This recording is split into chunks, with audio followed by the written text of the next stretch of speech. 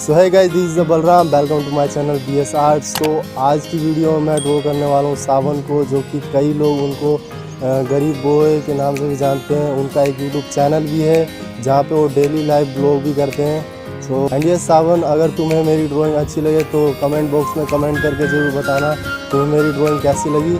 And yes, जो भी art lovers हैं जो मेरी वीडियोस देखते हैं और जो आर्ट से रिलेटेड चीज़ें सीखना चाहते हो, मेरे यूट्यूब चैनल को सब्सक्राइब जरूर करें।